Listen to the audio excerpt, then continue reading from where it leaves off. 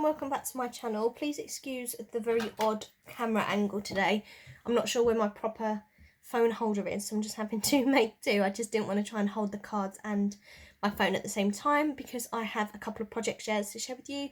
These are some handmade cards, so I'm going to start with this one here at the back actually to begin with.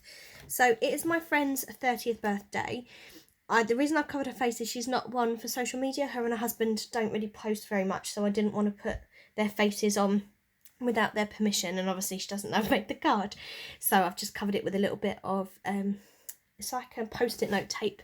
So this is the card that I've made for her, and there's been a bit of a running joke because a couple of years ago me, her and her husband went out for dinner and Matt couldn't join us, so there's this lovely picture of me and my friend on one side of the table, and on the other side of the table we took a picture of my friend with his arm around the chair and sent it to Matt for a laugh and was saying, you know, you're missing out on a really good dinner.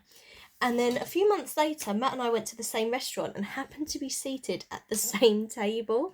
So what we did is we took a picture of him with his arm around the other chair, and then I've cut them out and I just stuck Matt on. And it's so bad, it's funny. And I was telling my friend I was going to do this for his birthday, for my friend's birthday, and I didn't. And then I was telling his wife and saying how funny this was, and she was like, oh, you should have done it. I said, be careful, it'll be your birthday card. She said, oh, I would have loved that, so that's what I've done. So she can keep this side on her mantelpiece or on the side out. So I've printed the pictures on my just on my printer. This is just plain black card. This is glitter card from B&M. I bought it a very long time ago. I would assume they still do it. But it's these packets of A4 glitter card that, as I say, I used to get from B&M. So then I've just backed the pictures on that. And then the letters and the numbers are from Poundland. They are the Poundland stickers. And the little stars are from the Works. They were actually Christmas glitter stickers. But I'm sure you can probably get them year round. I just use the little ones. And then the little pink stars are Paper Mania gems. And they're probably my favourite gems. I use them all of the time. So yeah, so that just says happy 30th birthday. And then, as I say, then you open it up and you've got this one. And I've done hashtag fun times because obviously it's a pretend. But it just looks really funny. And I've managed to tuck Matt's hand around my friend's shoulder. And then his friend hand around Matt's shoulder. So it's worked really funny. And then if she wants, she can flip it over and have that side showing. So I've just done it as like a bit of a foldy outy. I don't know, it's probably a really posh name for that. I'm going to call it a foldy outy card, and all I've written so far is happy 30th birthday because obviously I'll write her message off camera. So that was her card. And then a while ago I actually made this one, and this is for their daughter, and it was her 2nd birthday in April, and I just haven't got around to giving it to her. But looking at it now, I'm not sure that I like the gold. I wish I'd maybe just stuck this straight onto the white, because I think it's just got a bit too many things going on now, because now you've got 1, 2, 3, 4 layers. But I'm worried, oh, it might peel off okay.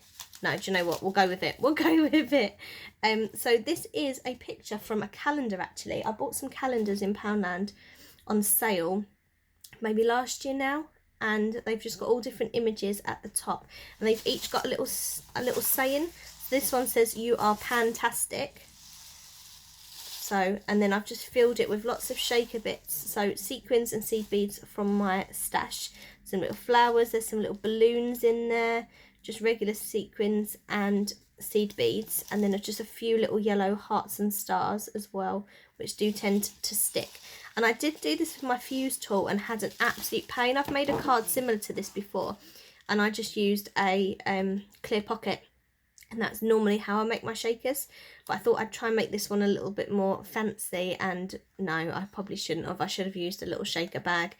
But they're made now. And then just on the back of this one, because I'd overlapped the card, I just put some strips of washi to just disguise the join, and a little Handmade by Amy sticker. And I haven't stuck that on this one actually. I don't think I did it at the time. I keep a little dish of them just to the side of me.